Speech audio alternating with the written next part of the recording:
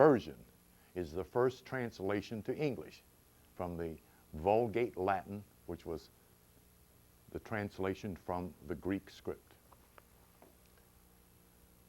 Here is your parents recall on the corners that Elijah Muhammad had told black folks that the European had tampered with the Bible. Okay. I don't remember any of them saying where and what did he tamper with until whatever guidance, turned right to Isaiah chapter 18, the oracle to Ethiopia. And here is what I do. We had both scriptures, I think, last Sunday, didn't we? Yeah, let's do this again so that we can get an impact of this as a psychology. Okay? Here, you take that one. That's already turned to Isaiah.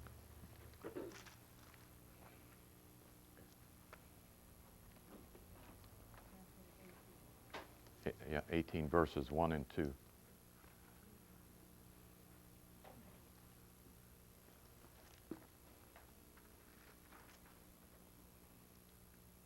Okay, there you are. Isaiah 18, verses 1 and 2. And she's going to read first because this is the Old Testament. Huh? Okay. Well, no wonder you couldn't see it. I got the page torn out here. Okay. Oh, that's 19. Okay, so 18's on the other side. There it is there. Okay, after she reads, then you read. What do I read? Verses 1 and 2. Here and here, verses 1 and 2. Okay, go ahead. Woe to the land shouting the slain, which is beyond the rivers of Ethiopia, that sendeth ambassadors by the sea, even in vessels of bulrushes upon the waters, saying, Go ye, swift messengers, to a nation scattered and healed, to a people terrible from their beginning, piercing too, a nation meted out and trodden down, whose land the rivers have spoiled. Okay. That's the distortion. That's the change of the original script, which Brother Bill will read now. I'm looking at here, it says 8. Yeah, that's it. Woe to Ethiopia. Right. Alas, O land of whirling winds, which lies beyond the river of the Cush, Mm-hmm. Which is Ethiopia. Inboard by the sea, even in populous vessels on the surface of the waters, go swift messengers to a nation, tall and smooth, to a people fierce, far and wide, a powerful and oppressive nation, whose land the rivers divide. Okay. Those are the same two verses from the Holy Scriptures, okay, that deal with specifically the image of black people, okay? I mean, it's not some biblical phenomena, you know, when they say Egypt, when they say Ethiopia, when they say Cush, they're talking about dark-skinned, broad-nosed, thick-lipped, and furrowed-haired people in that part of the continent of what is now called Africa. A people terrible from their beginning.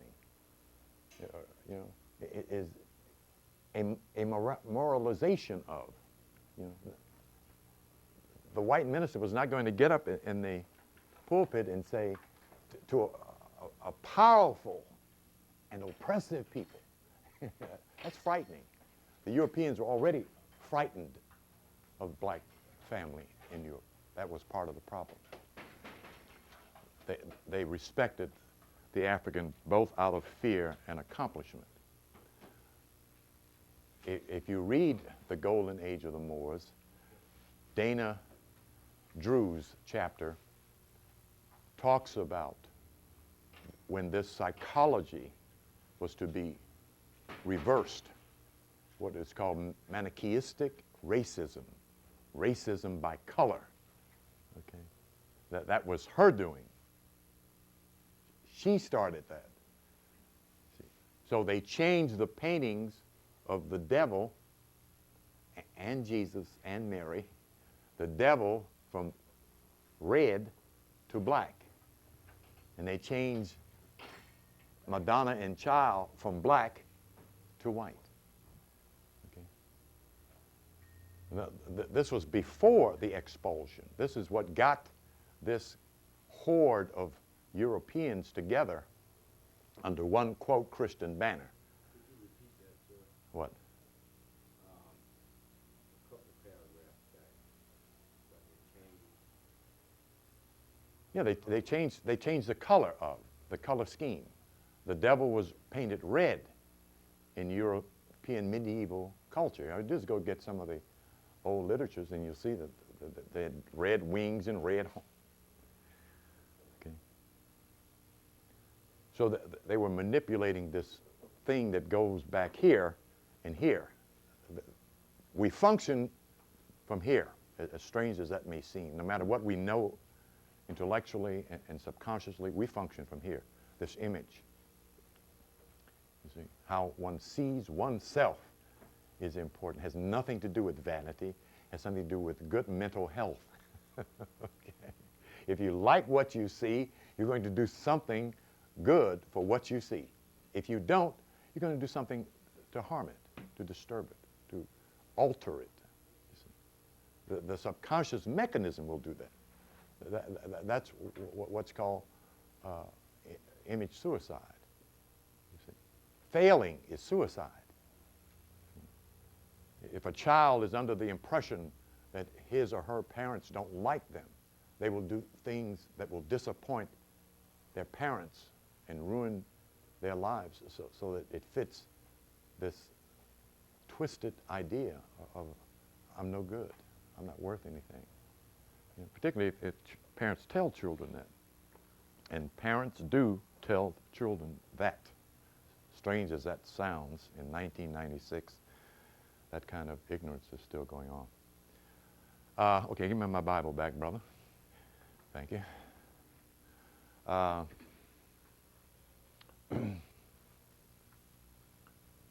The 12 sons of Jacob.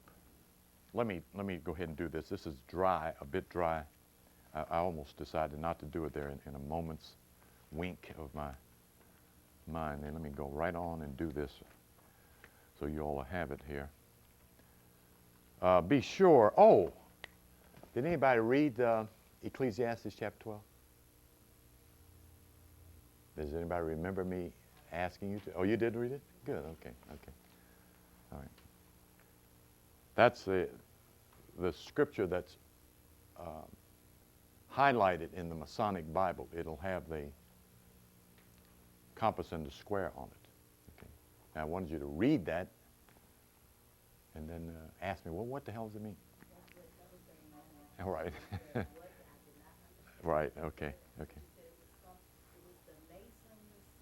Yeah. Yeah. Well, here's what I want to imply here. When I say Mason, I'm really saying Moor. If we understand that Moorish science is the base of Masonic lore, Masonic order. Okay? If we understand that, we understand what kind of government we're under. Okay? And that's good envisionment of where you are. You see, by what laws you're being governed by. And the near affinity we have in terms of getting on better in this country, that does not mean getting on better with white folks. If you scratch your butt and rub your head, some white folks you can get along with. And some, if you kick them in the butt, you can get along with. That is, we aren't talking about. We're talking about how you see your world and from what point of view you see your world from. That you see it from your point of view. That's Afrocentric. Okay. That's the point of view we're trying to grasp here. Okay. Yeah, I'm standing here fumbling over this, and I just had it right here. Should have left it right there.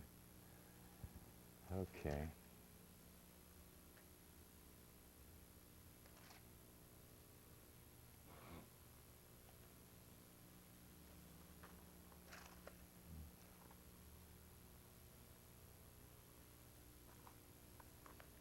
chapter 49, Genesis chapter 49, verses 1 through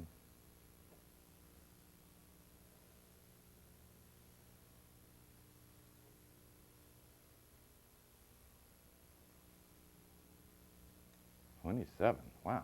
Okay, it's a long piece here. These are the 12 sons of Jacob. And the concept in theology of Jacob is the supplanter, one who sows a seed.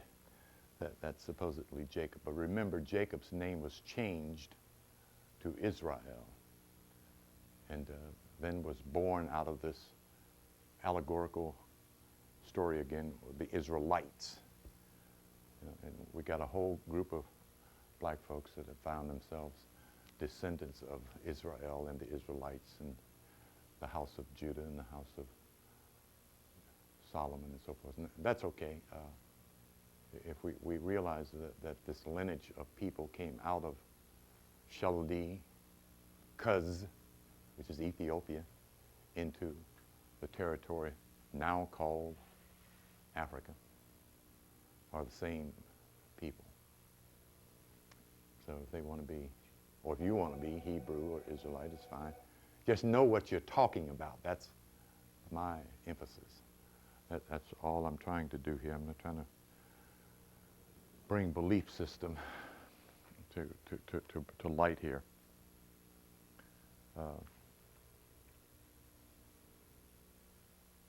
He gathers his children around him at his sickbed or deathbed to bless them all. That's the story form.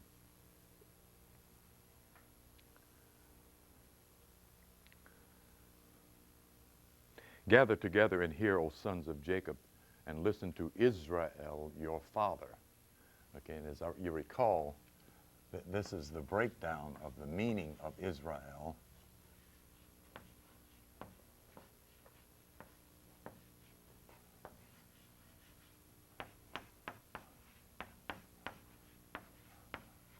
In the ancient Kemetic language, Ra is father. Okay. Isis, Ra, and Eel. Okay.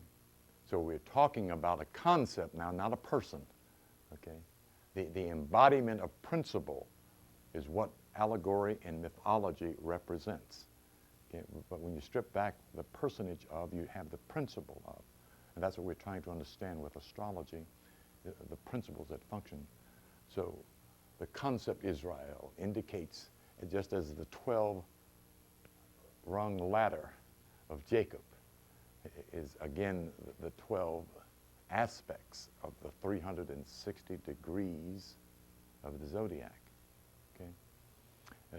Your grandparents used to sing, I'm walking up a 12-step ladder, and go to patting their feet, you know.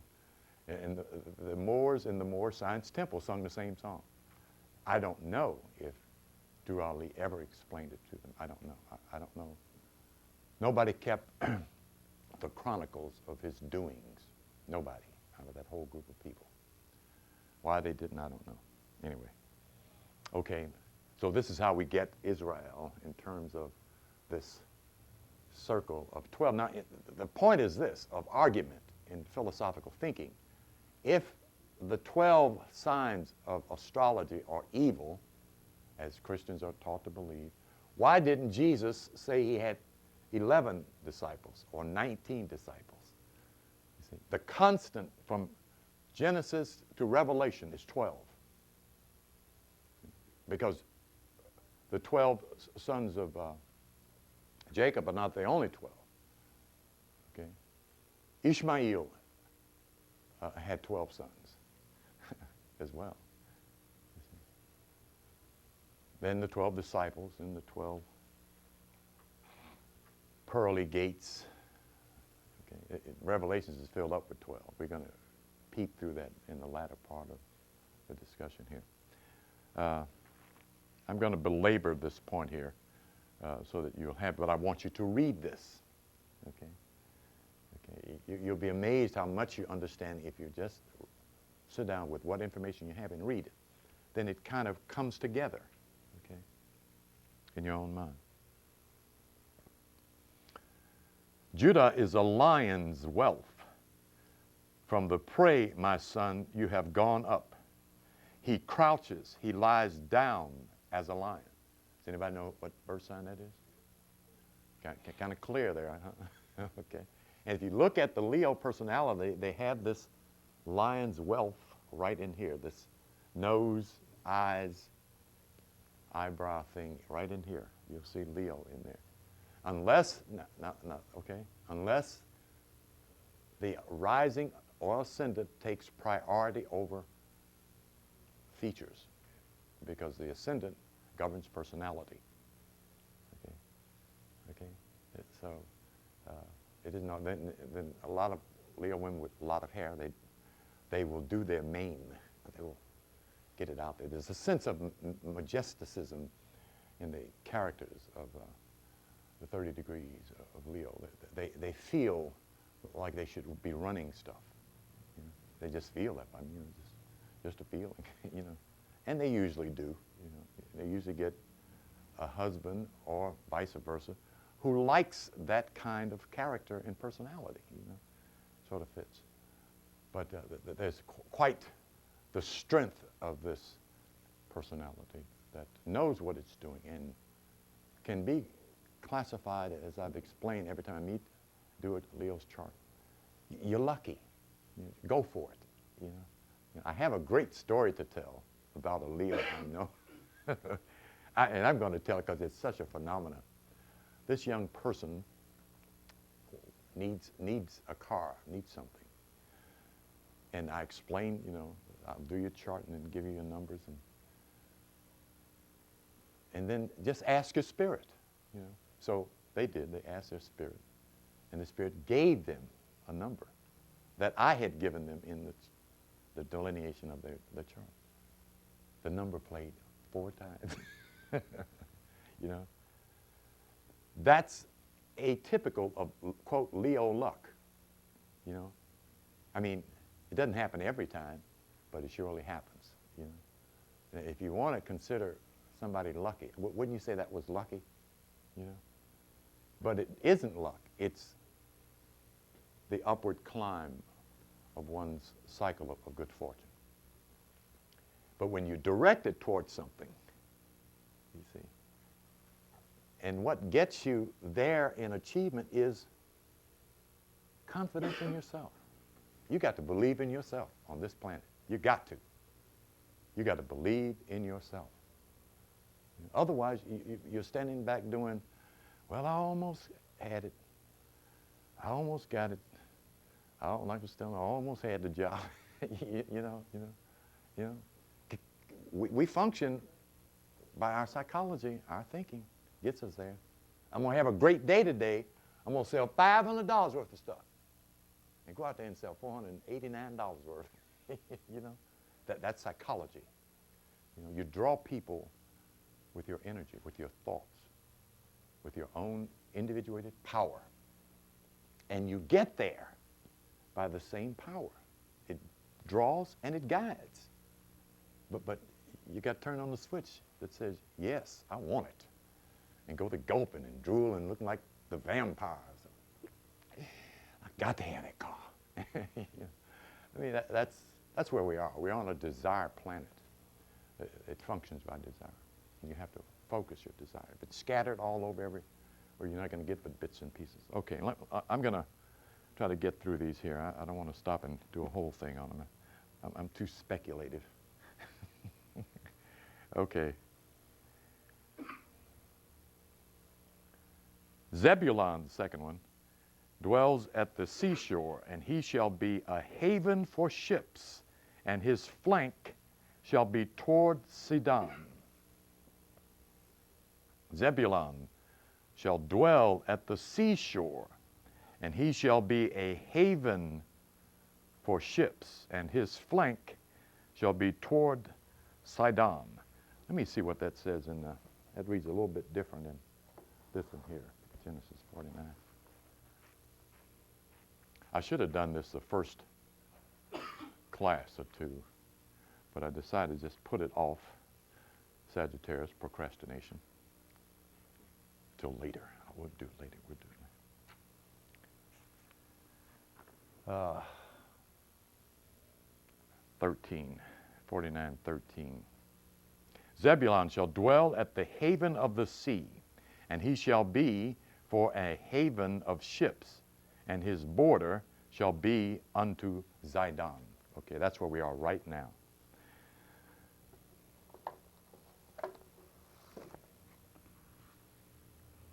Zebulun. Let me turn to this thing first before I put it up here.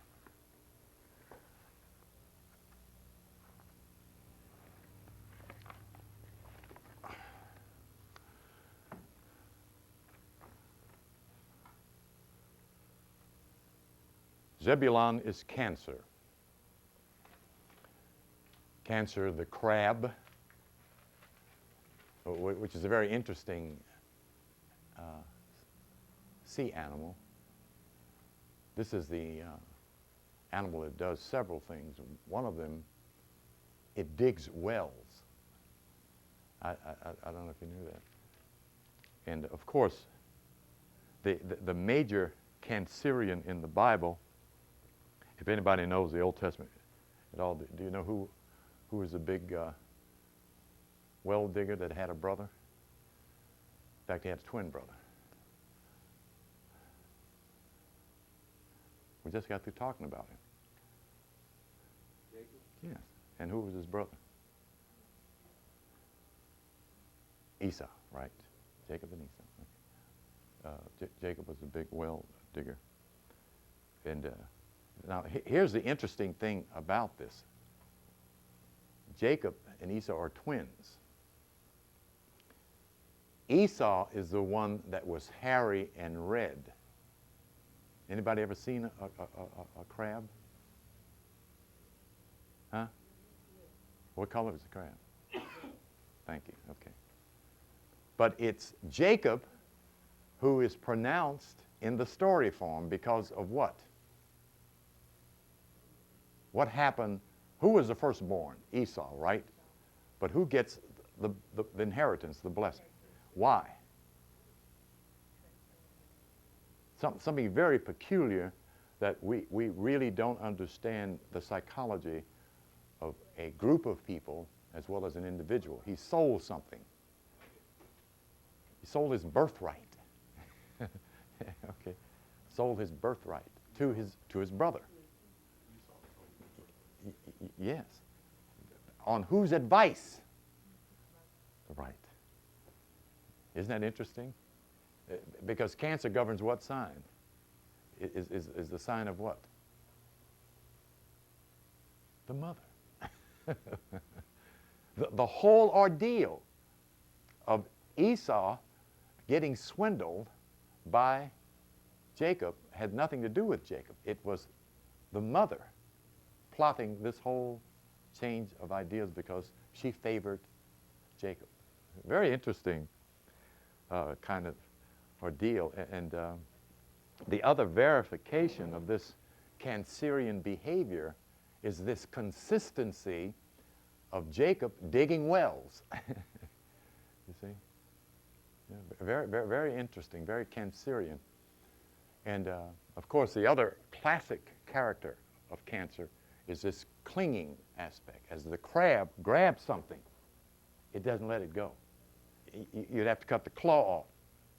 If the crab bit your foot, your toe, you couldn't pull it off. Maybe you could, but you just about have to tear the claw off if it's a small crab.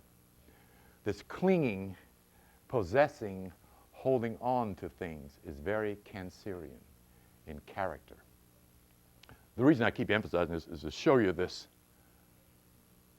aspect in nature, not just human personality. In other words, the comparative of seeing something in the animal life form being performed by a human life form gives us this cross-section of something in nature that is constant, okay? And that's important to appreciate. Most of the signs in the circle are animal signs. Most of our behavior is animal behavior. until we cultivate it. Okay? The extraordinary violence that we see during this period is animal behavior. That's not human, and it certainly isn't divine, though there are warring spirits in the divine. But we want to take this comparative to see something again in nature. We're all intermeshed in nature. I wonder if that brother's cancer. I don't know. It doesn't take but a little bit to hurt cancer's feeling. I mean a little bit, you know. They are so sensitive. But they need to understand their character, trait, makeup. They're very powerful people, very powerful. They can draw to them whatever they need, whatever they want. They can draw it. Money, spouse, house, car, you know, they can draw it, you know. And one interesting thing they can do also, they can hold on to it. They'll have $1 and spend 10 cents. If they have $1 Monday and Saturday, they'll have 90 cents. If that's their last dollar, you know. But if somebody knocks on their door and calls them and says, I need 90 cents, the first hand that goes in the pocket is cancer. You know, because they embrace everyone as a protective, instinctual mother. Even men mother people. It's a mothering instinct in nature, again, okay? We want to keep seeing what's in nature.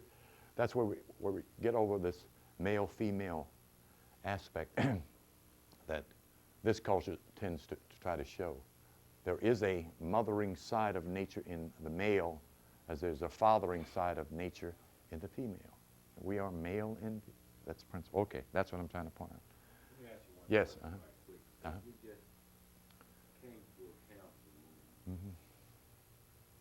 I know the energy is kind of heavy. Yeah.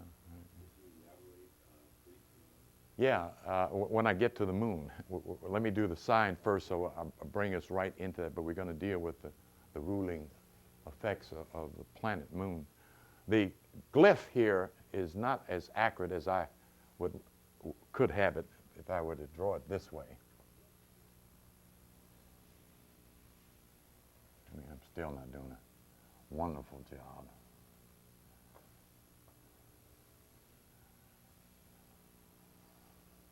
Kind of like that. That's more the ideal of it.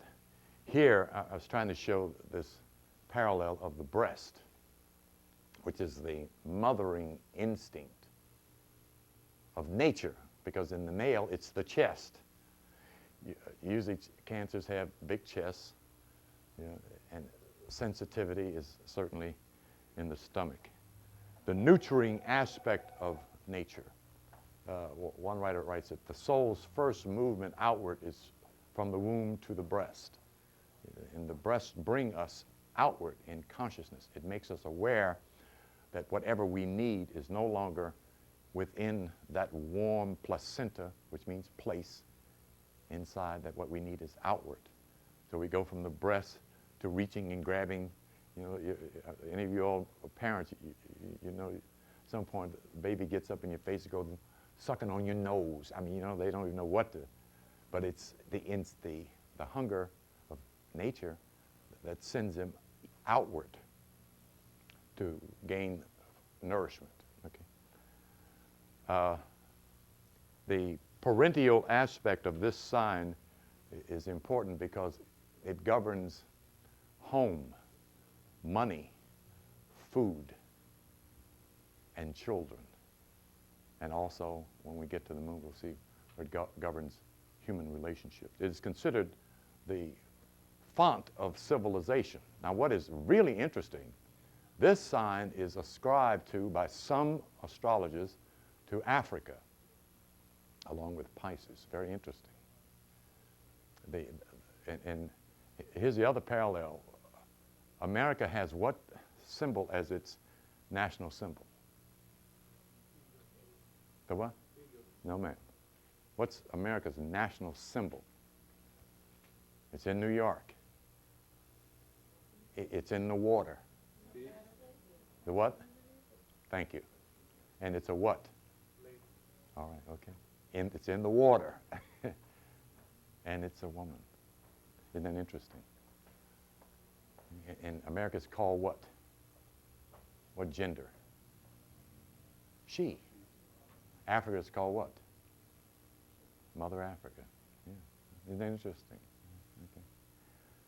So those philosophical speculations could be true. Certainly, we know that the birth data of the Constitution of the United States was July the 4th, 1776, was it? Yeah, I think so, 76. Yeah, that's their declaration now. Remember, we didn't have much of nothing going in that little piece of paper. They weren't talking too much about us at all. But anyway, we're there now. This is a personality that can open a restaurant and make it successful. Can get a job in a bank like that. If you find cancers in McDonald's and Burger King, they're usually at the cash register. If not, the males, fry boys. They have an attraction towards food. Now let me tell you a classic, great little story. Take a couple of seconds. One of my cousins in distant family had been put out by his mother or left somewhere by his mother, and evidently had gone 2 or 3 days. I don't know how many days he missed in eating. So he finally got to my brother's house. And this is a little kid, Kenny, and maybe 8, 9 years old. And he was eating, you know, and he would eat a little bit, and when nobody was looking, he put a little bit in his pocket. And he'd eat a little bit, and he'd put a little bit in his pocket. And my sister-in-law caught him. You know, said, well, why can he doing that? So I won't be hungry tomorrow. You know, 8 years old. You know, then she made him take it out of his pocket. Then she looked in his other pocket, and there was all this stale food in his pocket. You know, cancer. You know, they'll save the things that nourish them, and or others, and they will share it. You know. The only time they won't share when they are perplexed by a phobia that there's not enough for them. Then they hoard it. You know, make a lollipop last all day. Just to see it is security, to know that they have it. You know, so they'll take a few licks, put it in their pocket, and go play. Very interesting characterizations. It is considered the sign of the soul. Now, looking at the chart of the zodiac, the north gate is at the top. That would be Capricorn. But when you look at the sky, this is the north gate. Okay? That's Cancer. Now, that's where the physiology comes in. In other words, we're supposed to come in at that gate in our astral form. Okay? And of course, the astral form is what allows the physical form to make. The moon and the Cancerian side of the zodiac gives form to substance, to spirit, to energy. Okay? Your mother makes your body in her body in 9 months. That's the God that makes or creates you. The Mason says, I was created on January the so-and-so 19th. So they don't say that I was born. I was created on. Okay? And understand that process happens inside this remarkable, ingenious mechanism of a female. Oh, something I didn't know I'll share with you. Did you know that the frog can change its gender? I didn't know that. It's androgynous. It can change its gender. It can go from male to female. Isn't that something? Really interesting. I didn't know that. Just a tidbit on the side there. Okay, now this particular, you'll see this particular type of symbol in certain books. This is the moon in one phase, the moon in another phase, representing what appears to be the horizon. It really doesn't subscribe to horizon, because you can see the moon coming up on this side of the planet and then walk 3 blocks and look up, and it is way over here, okay, because the moon is busy. It does not sit still. It stays in each sign 2.5 hours. You look up and you see the moon up there. Was it a couple of days ago we saw the moon? Beautiful reddish orange sitting over here. We got up to the corner and looked back. It was gone. The moon is moving and the earth is moving on its axis, on its angle. So we're not talking about something that's fixed. This is the only luminary that touches our lives in the course of 28 days. It is constantly moving through our energy fields, which are registered on the chart. Okay? The power of the moon in relationships is emotion, attachment, likability. The moon governs the subconscious level of the human mind, our instinctual intelligence as to whether we like people or not.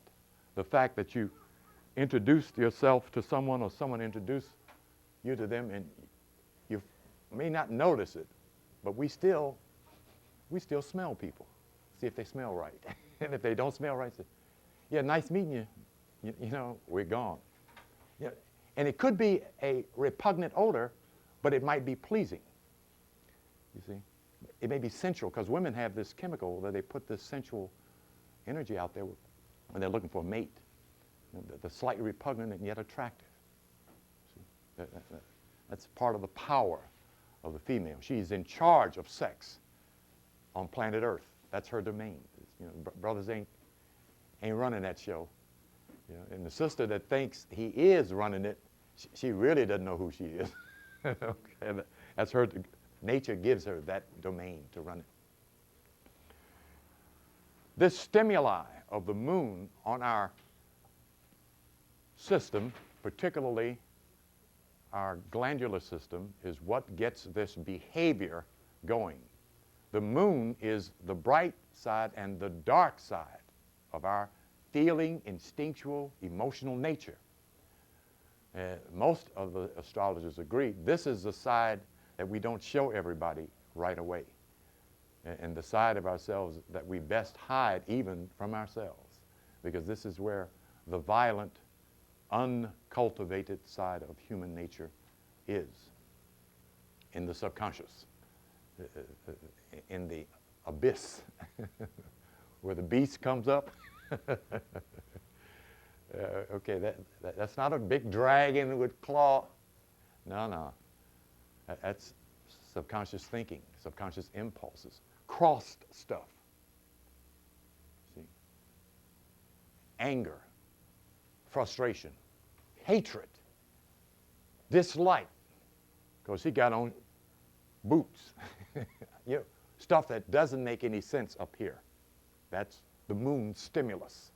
If the person is not balanced, see, then that stuff will come out. So when the moon is up there, what you hear as a response to that is, "Arr!" Somebody's out of hand, lost control.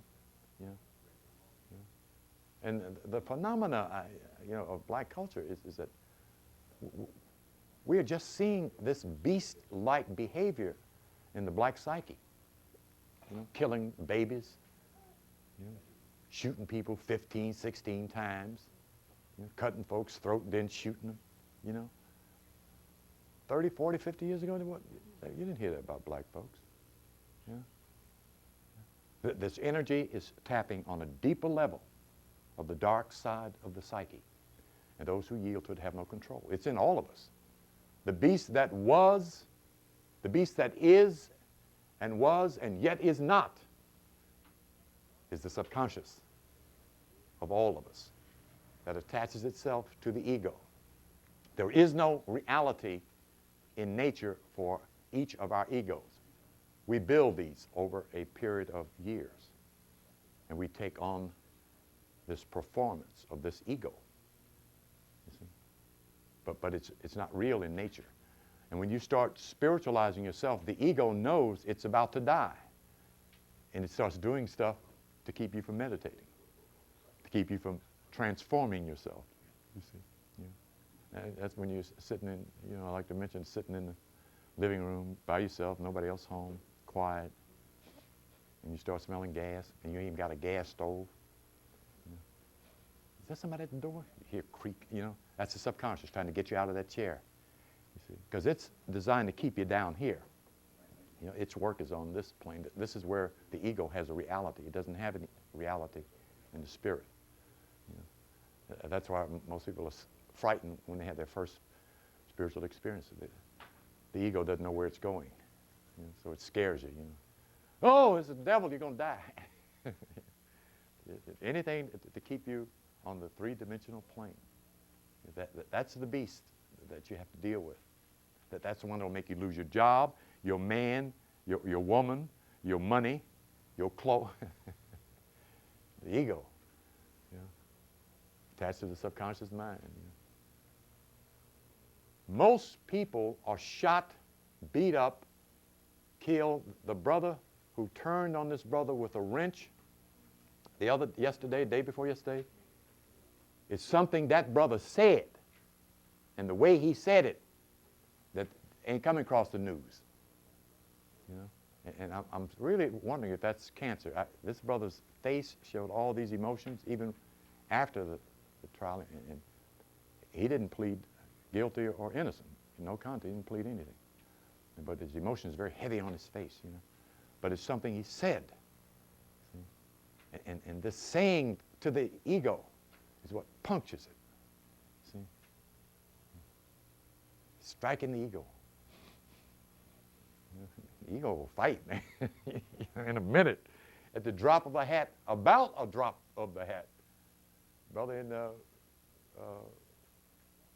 Severance Center in Cleveland, Ohio, standing in line Christmas Eve, buying something for his kid, and the white boy just happened to back up and step on his shoe. Took a knife out like that, stabbed the white boy right there in the store. About stepping on his shoe. No control.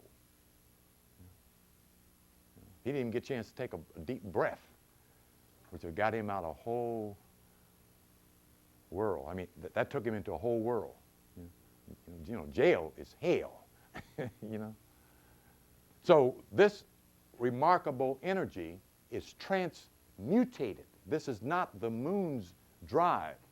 This is the sun bouncing off, passing, filtered through the moon, which has to have some energy. If it didn't have any energy, it couldn't stay consolidated, and it couldn't move. So it's got to have energy. But the description, it's cold energy. Okay? The sun warms it, filters it through, and it plays in our emotional world, our feeling nature. We have 4 senses. The feeling nature is not a sense. When you lay your hand behind your head in the bed like this, and your blood drains down your arm back towards your heart, your arm is dead. Okay? You have to reach up and get it and bring it down. It's literally dead. There's no life force in your arm. It's in the blood. Not the liquid, the energy.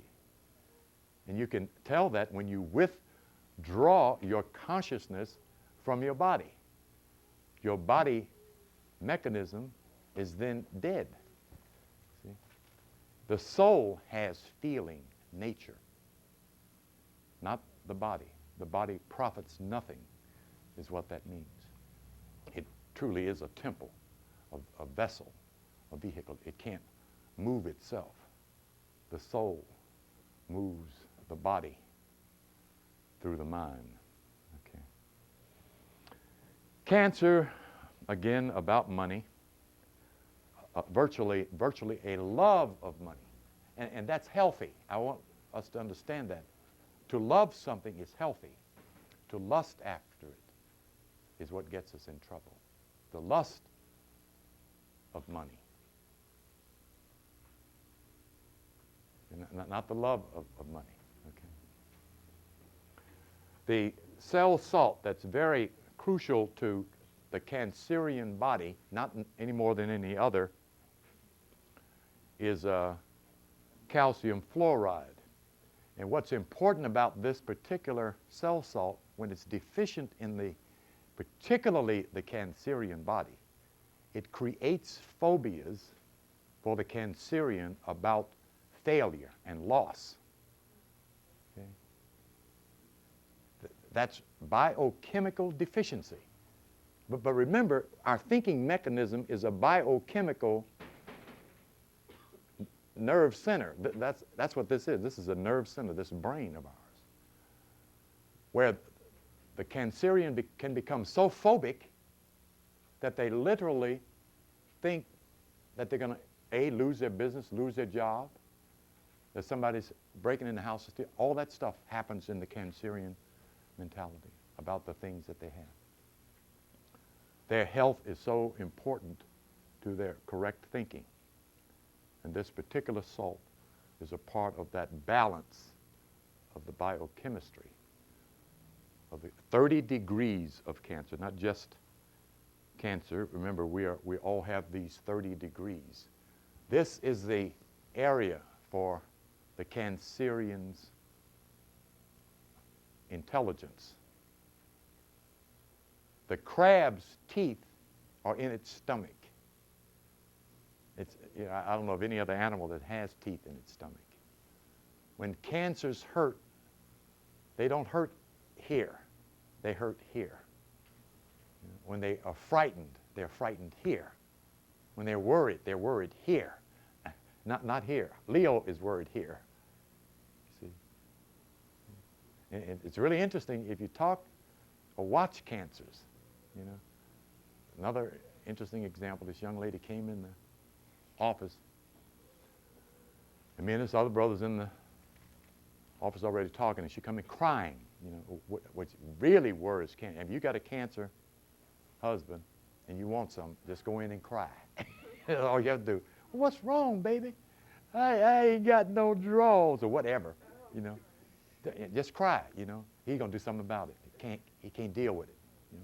It hurt. And this sister was crying about she'd lost her job and how the white man had done this. Is 1967, and they ain't no good. She just found this out. They ain't no good and so forth. And this brother was going like this, just like that. And I looked over. I thought maybe she had hit him or something. It was cancer, and everything she was saying hitting him right in his solar plexus, right in his stomach. Everything she said, it's tearing him up. He was suffering more than she was. Until she left the room. This brother could not straighten up till this woman left. She let all this emotional stuff out, her pain and anguish, remorse. Stuff went right through him. Very, very sensitive, feeling people. They talk to you about their feelings, but they're talking about what they think. But they say, well, this is the way I feel about it. And they'll explain it. And no matter what you say, well, yeah, but that's the way I feel, man. And that's the way they think. That's their conviction. That's their stand based on what they feel. And it's very powerful. See, because you have 12 neuron centers right here in the solar plexus that correspond with 12 signs or 12 planets, as we'll later will come to the knowledge of. This is an intelligent center, the center of wisdom that metaphysics lends to just the nerve center at the bottom of the stomach, which is important because it's the distribution center. But there's a whole system right here that becomes illumined, and it's squared. Oh, make them bigger than that. This is the way it looks.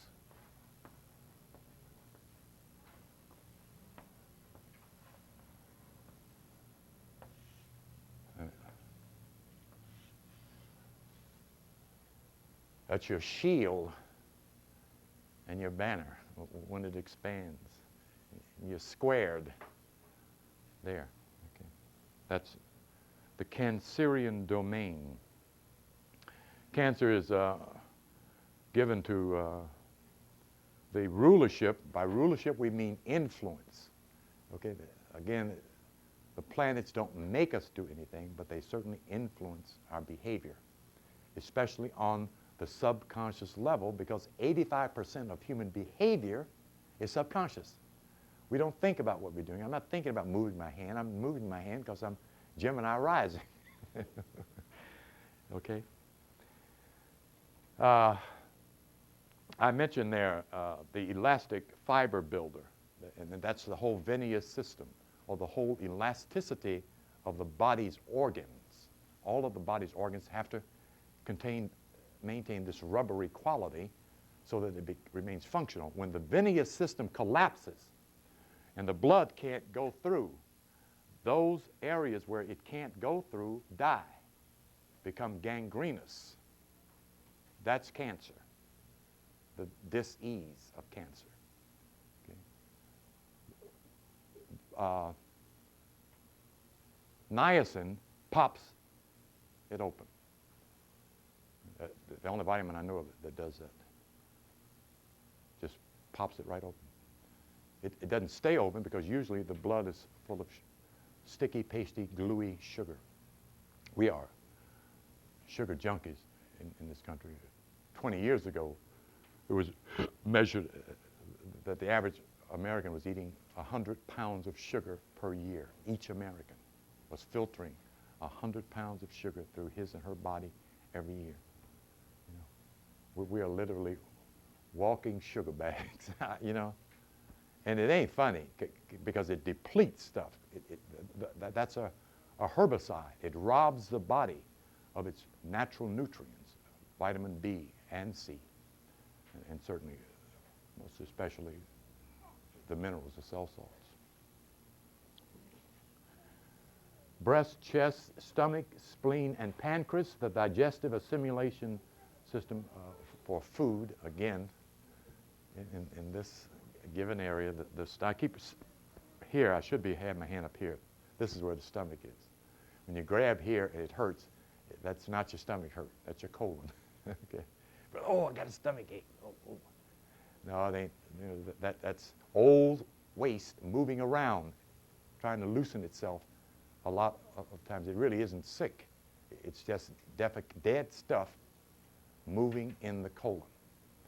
You know, and the thing is to flush it out, which vitamin C, ascorbic acid, what we're getting up here is citric, and citric is so strong. Oh, something I want to share with you all that I heard two different doctors, nutritionists, say. Don't bombard your body with large quantities of vitamins, minerals, and other supplements. The body can't digest them. You're just, and I like what he said, you just are going to end up with expensive urine. You know? The body can only handle small, concentrated amounts of such vitamins, whatever it is. Yeah, okay? So, you know, like up here at, what is it, Hanib's? You know, brothers had a tray of stuff like this. That was his vitamin regimen for the day. You take all these vitamins all day long, you know. And the body can't do it, you know. This brother's going to the toilet, you know. He's wasting his money. You know. Okay. Any questions about, I know there's at least one cancer in here. There's got to be at least one. Okay. I have a question. Yes. Is that one personality, cancer personality, or more than one? Is there one type, you mean? One personality of cancer, or there more than That in the 30 degrees, that's the standard. The variation is where the sun is in your 30 degrees that determines your specifics. The moon is the second major sign in your chart because of this dynamic that this energy plays on us on a constant basis, okay? The moon does not orbit out so many light years or hundreds of thousands of miles from the planet. It is a constant in our month, half year, and year cycle every day because of its different 4 phases, then its different levels of energy in terms of angle, which is not what we're talking about in terms of the phase of the moon. We're talking about a shadowing of.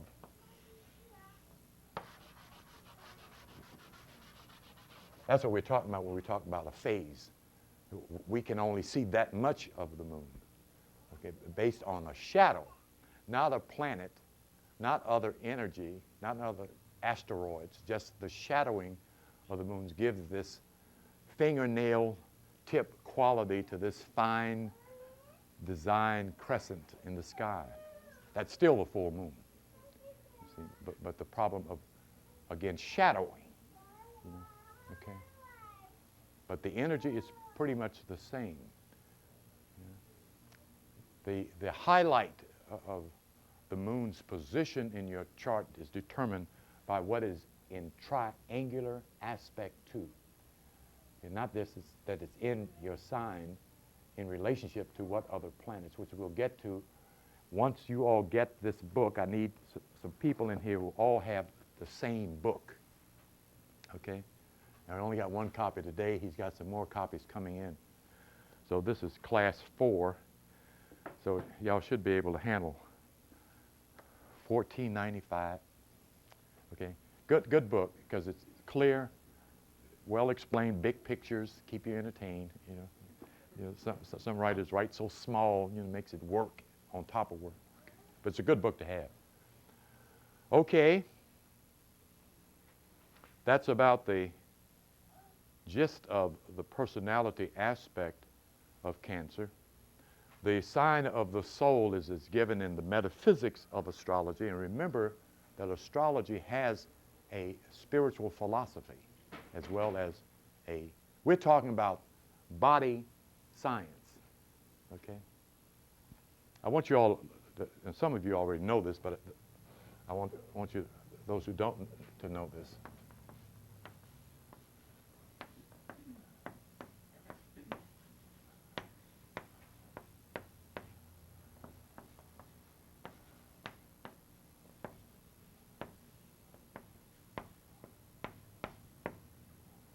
That's right. This is the Latin concept of testament, testimenti. Okay. This is what is added to testament. The Old Testamenti and the New Testamenti. The Old Testi body, menti mind. The old mind, the old body. The new mind and the new body. The new heaven and the new earth. That's what Old and New Testament means. That's what this book is about. It's about your physical and spiritual mechanism body.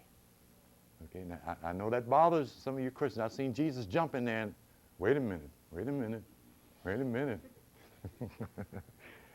That doesn't take anything away from the gospel, okay? We can't do nothing to Jesus. He got his, okay?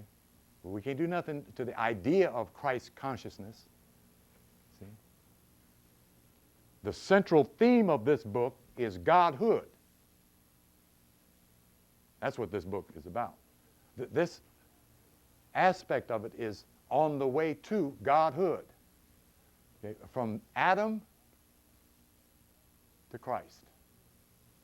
Genesis, Revelation.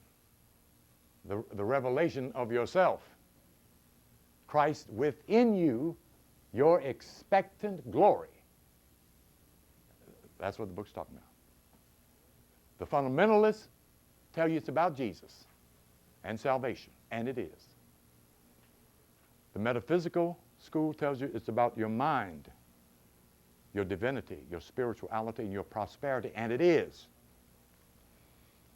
The more scientist tells you it's about you, God, and the universe, that you are one.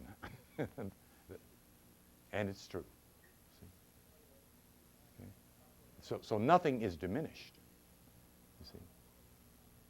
That which governs the universe is universal. In other words, what it's saying here in the West, it's saying the same thing in the East. Same thing in China, Japan, Russia, Africa, Mexico, New Mexico, Alabama, Georgia, and Georgia there. Because we're what? Arm, leg, arm, head. Okay. All right. Yes, ma'am.